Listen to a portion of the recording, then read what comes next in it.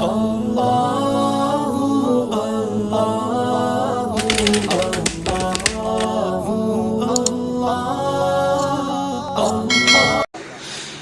کے بادشاہ نے اپنے بیٹے کو پڑھانے کے لیے ایک استاد صاحب کا بندوبست کیا۔ استاد صاحب کو کہا کہ میرے بچے کو دین پڑھائیے، میں چاہتا ہوں کل اس نے عنان حکومت کو سنبھالنا ہے تو یہ دین سے آگاہ ہو جائے، اس کو کچھ سکھائیے، پڑھائیے۔ بہت نیک بزرگ بڑے درویش عالم پڑھانے لگے، اسباق مکمل ہو گئے، دین کے اسباق قرآن مجید پڑھایا، احادیث طیبہ کا درس دیا، اصول فقہ سے روشناس کرایا۔ جب بچے نے مکمل تعلیم حاصل کر لی اور آمین ہو گئی، دستار ہو گئی، فارغ ہو گئے، تو پھر ایک دن استاد صاحب نے کہا بیٹے کل تم نے ضرور آنا ہے، کچھ بات کرنی ہے۔ شہزادہ گیا ملنے استاد صاحب سے، استاد صاحب نے کنڈی لگا لی، ہاتھ میں درہ پکڑ لیا، مار مار کے پورے وجود کو زخمی کر دیا، کوئی غلطی نہیں، کوئی بات نہیں، مارا۔ اب بچہ آیا آ کے بادشاہ سلامت سے کہا کہ ابا جی سمجھ نہیں آئی، بڑا مارا ہے استاد۔ تو سیانے تھے نا بادشاہ، یہاں تو قاری صاحب روز کٹہرے میں کھڑے ہوتے ہیں، مولوی صاحب آپ نے میرے بچے کو کیوں مارا ہے؟ آپ 8,000 کے مولوی ہیں، میرا کئی کروڑ کا بچہ ہے، سویرے بدل لیں گے، خبردار آپ نے بچے کو ہاتھ لگایا، اپنی حیثیت میں رہے معاذ۔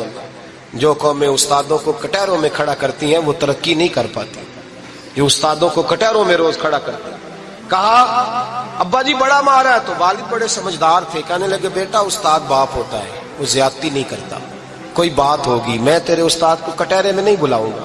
اماں سے بات کی، اماں کہنے لگی بیٹا میں تیرے باپ سے کیسے بات کروں، ڈر آتا۔ وقت گزر گیا، 22 سال بیت گئے، 22 سال گزر گئے، بادشاہ کا انتقال ہوا، شہزادہ تخت پہ بیٹھا، پہلا حکم یہ دیا کہ میرے استاد کو بلاؤ، پہلا حکم۔ استاد جی بوڑھے ہو گئے تھے، چھڑی کے اوپر ٹیک لگا کے آئے اور بھویں سفید ہو کے جھک گئی تھیں، یوں آنکھ کھول کے بڑی مشکل سے دیکھا، کہنے لگے شہزادے حکم ہو۔ کہا میں شہزادہ نہیں، اب میں بادشاہ بن گیا ہوں۔ استاد جی 22 سال بیت گئے، آپ نے مارا تھا، پر وہ درد چونکہ زیادتی کی تھی، میرا قصور کوئی نہیں تھا، تو نہ میری روح سے درد گیا ہے نہ میرے جسم سے گیا ہے، میں بے اختیار تھا، پوچھ نہیں سکتا تھا، آج با اختیار ہوا ہوں۔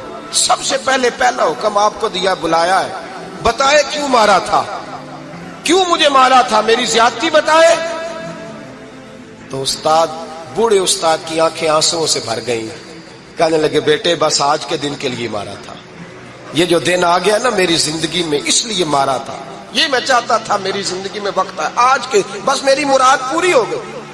کہا صاحب کس لیے، مجھے بھی سمجھائے۔ آپ فرمانے لگے کتنی دیر ہو گئی تجھے مار کھائے ہوئے، کتنا زمانہ بیت گیا؟ کہنے لگا 22 سال۔ فرمایا زخم بھولے تو نہیں، درد ختم تو نہیں ہوئی، تمہیں بات ایک منٹ کے لیے بھی تمہارے حافظے سے محو تو نہیں ہوئی؟ کہا استاد جی روز رات کو یاد آتی، روز خیال آتا تھا۔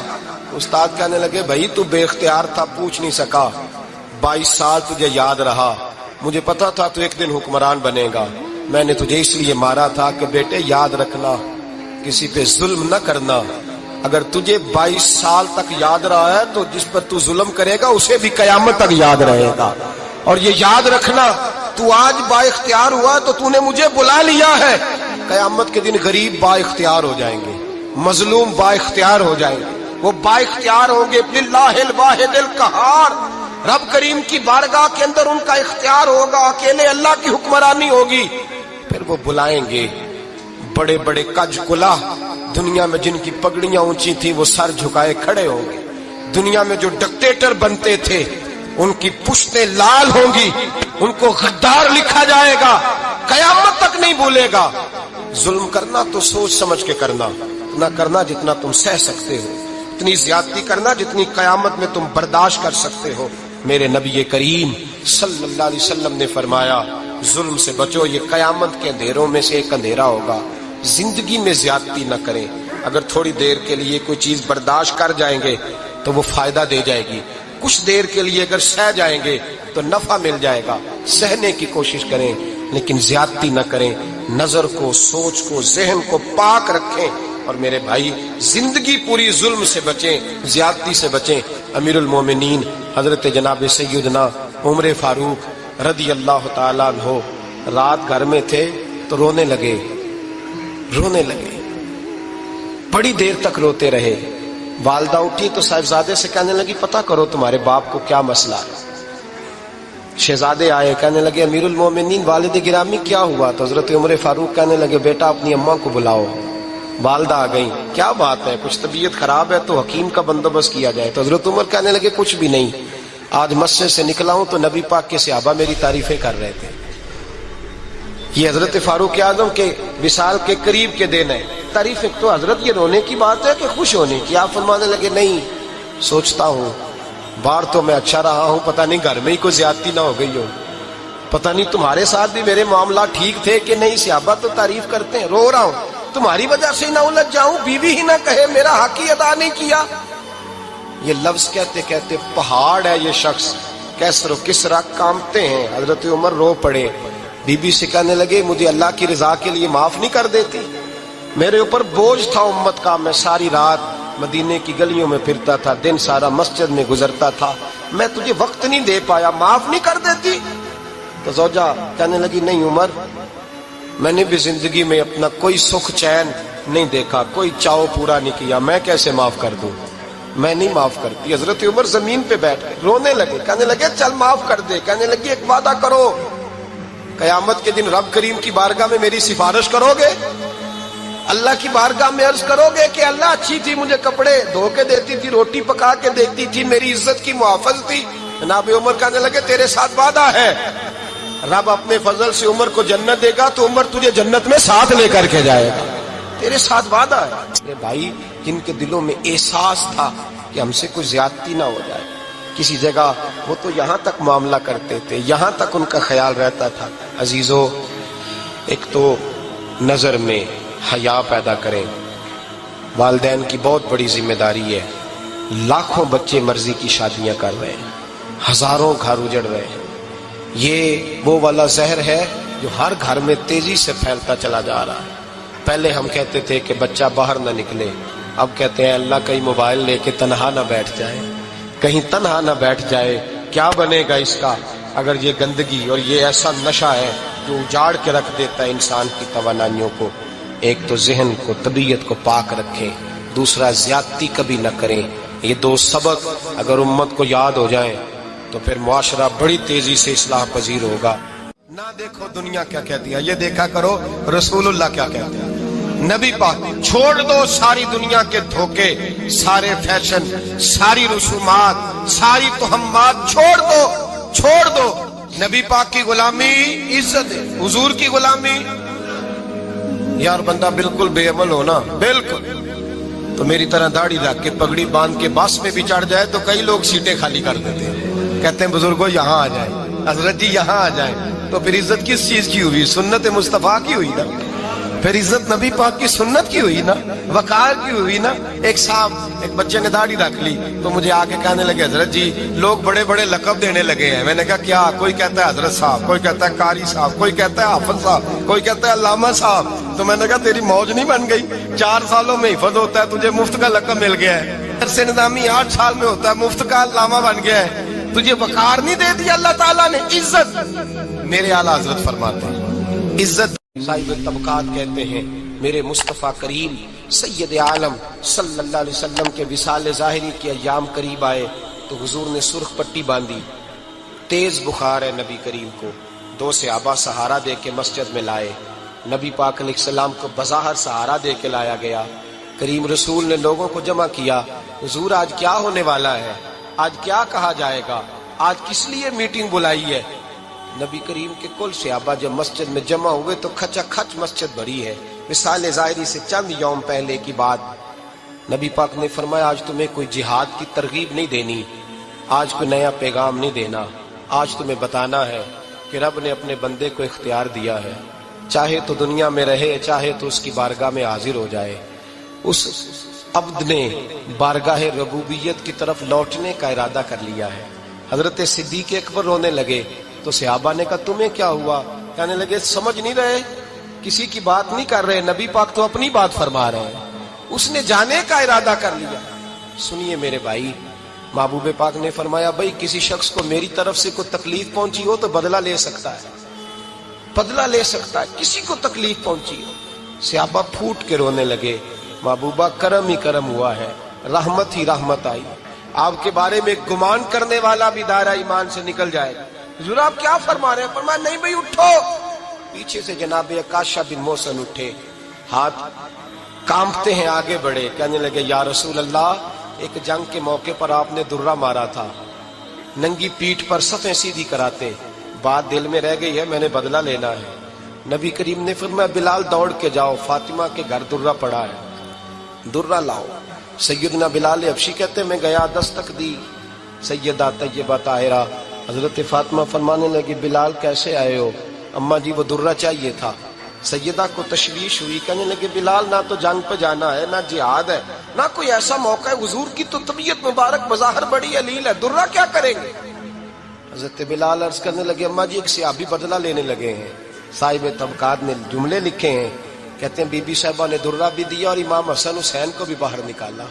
فرمانے لگی عکاشہ سے کہنا 100 درے مارے، ان 2 شہزادوں کے جسم پر نبی پاک کے قریب نہ جائے، میں نے 2 بچے پیدا ہی اپنے محبوب پر قربان کرنے کے لیے کیے، ان کو لے جا۔ حضرت بلال کہتے میں 2 شہزادے لے کے آیا، اور جب دروازے میں میں لے کے پہنچا تو نبی پاک نے دیکھا تو آنکھوں میں آنسو آ گئے۔ فرمایا ان کو بٹھا دو، مجھے پتا ہے فاطمہ نے کیا کہہ کے بھیجا ہے۔ حضرت سیدنا بلال فرماتے ہیں درہ میں نے جناب عکاشہ کو دیا، حضرت عکاشہ درہ لے کے آگے جو بڑھے تو حضرت ابو بکر صدیق نے ان کے پیروں پہ ہاتھ رکھا، فرمایا عکاشہ میری طرف آ یار، مجھے مار درے، نبی پاک کے قریب نہ جا۔ مصطفیٰ کریم نے فرمایا ابو بکر تو ہٹ جا، اسے آنے دے۔ فرماتے ہیں میں چند قدم آگے گیا تو مولا علی شیر خدا نے میرے پیر پہ ہاتھ رکھا، کہنے لگے عکاشہ سوچ تو صحیح تو کیا کر رہا ہے؟ حضور نے فرمایا علی ہٹ جاؤ، میرا اور ان کا معاملہ ہے۔ جناب عکاشہ آگے بڑھ رہے، نبی کریم نے فرمایا میں اپنی امت کو درس دینا چاہتا ہوں، خبردار خبردار زندگی میں تمہارے ہاتھ سے زبان سے کسی کو تکلیف نہ پہنچنے پائے، خبردار یاد رکھنا وہ معاشرے بگڑ جاتے ہیں، وہ معاشرے تباہ کر دیے جاتے ہیں جہاں ظلم ہوتا ہے، جہاں زیادتی ہوتی ہے، جہاں لوگوں کو ستایا جاتا ہے۔ محبوب کریم کے قریب آئے حضرت عکاشہ کہ حضور میری پیٹھ ننگی تھی، آپ بھی ذرا کپڑا ہٹائیے۔ نبی کریم نے پیٹھ سے کپڑا ہٹایا، جناب عکاشہ نے درہ جو اٹھایا تو صحابہ کی چیخیں نکلی، حضرت عکاشہ نے درہ دور پھینکا، حضور کے بطن اطہر سے لپٹ گئے، چومنے لگے، کہنے لگے حضور وہ تو صفیں سیدھی کراتے لگ گیا تھا، آپ نے کہاں مارا تھا؟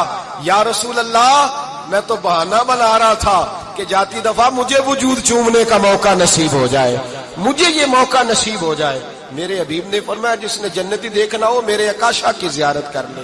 حضرت سلمان فارسی گورنر تھے، کھانا کھا رہے تھے، دسترخوان بچھا تھا، رسول پاک صلی اللہ علیہ وسلم کا فرمان ہے روٹی کا لقمہ دسترخوان پہ گرے اٹھا کے کھا لو، اللہ تمہاری بخشش فرما دے گا۔ دسترخوان صاف ہوتا ہے، روٹی، بڑے گورنر تھے آپ، بڑے بڑے سفیر بیٹھے تھے، وزیر بیٹھے تھے، روٹی کا لقمہ گر گیا۔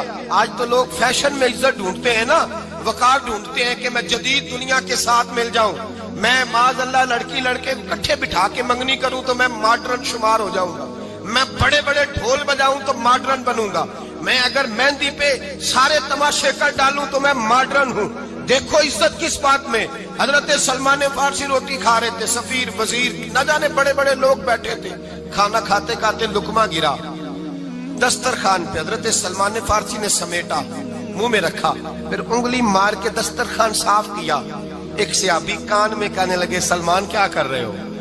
کیا کر، آپ گورنر ہے، سوچئے تو صحیح، یہ لوگ کیا کہیں گے دنیا دار کے مسلمانوں کو روٹی نہیں ملتی، اٹھا اٹھا کے کھا رہے۔ کان میں بات کی، کان میں۔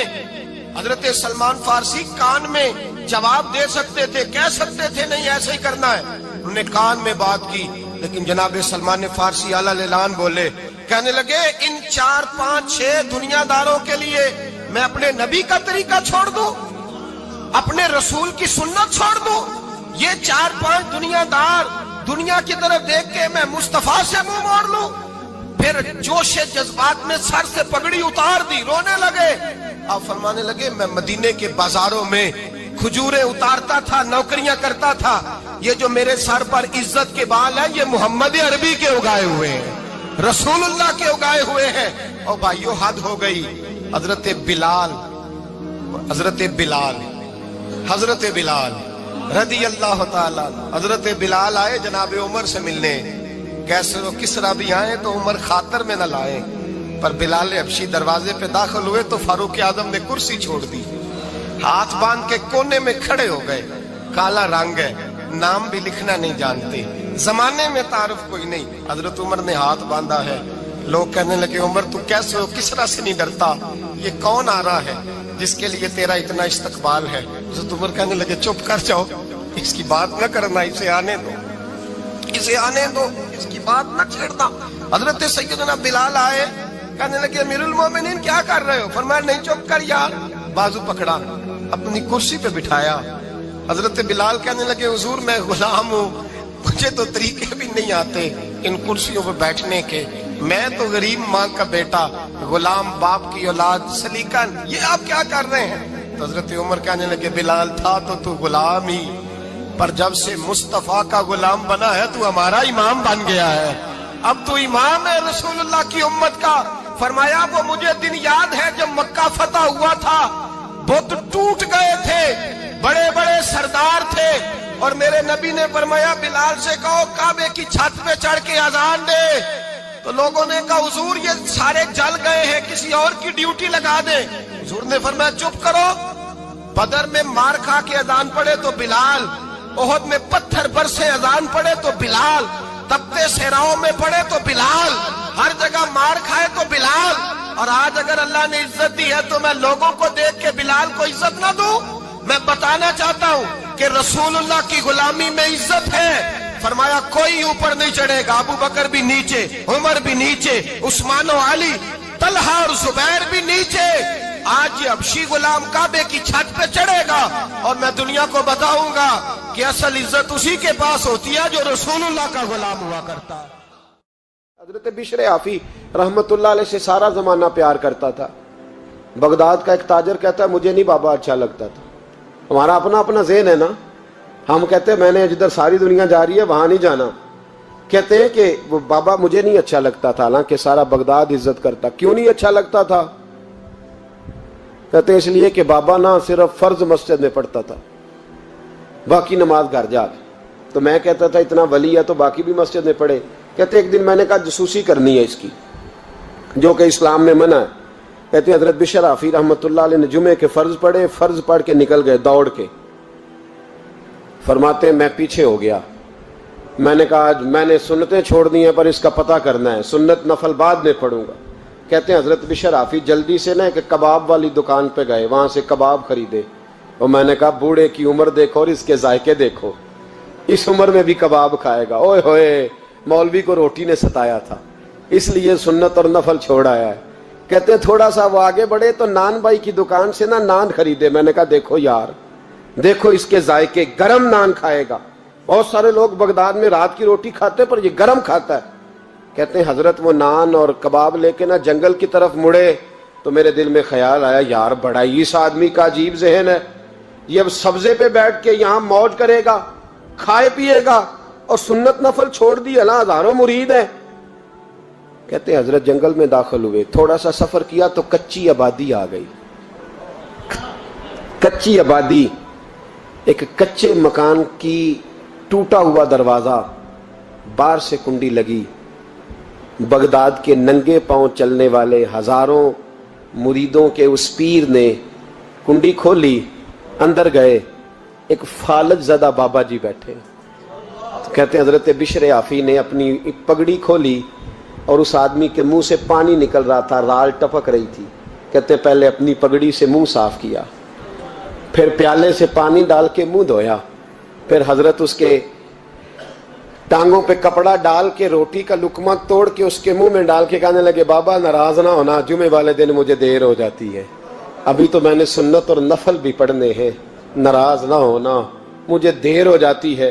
कहते हैं वो बाबा रो पड़ा और कहने लगा बिशर यार 14 साल हो गए तू रोज आता है, 14 साल, ये एक सदी का किस्सा है 2-4 बरस की बात नहीं, 14 साल से तू रोज आता है, मैं पता नहीं कब तक लाश बने पड़ा रहूंगा, तू कब तक आएगा।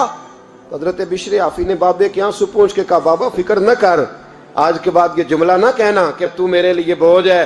फरमाया, लोग समझते हैं कि मैंने इबादत करके मकाम पाया है, लोग समझते हैं मैं नवाफल ज्यादा पढ़ता हूं, दुनिया जानती है कि मेरी रात की तस्बीह ज्यादा मजबूत है, पर मैं इनमें से कोई बात भी नहीं, मैं तो तेरी नौकरी करता हूं तो अल्लाह ने मेरी इज्जतों में इजाफा फरमा दिया है।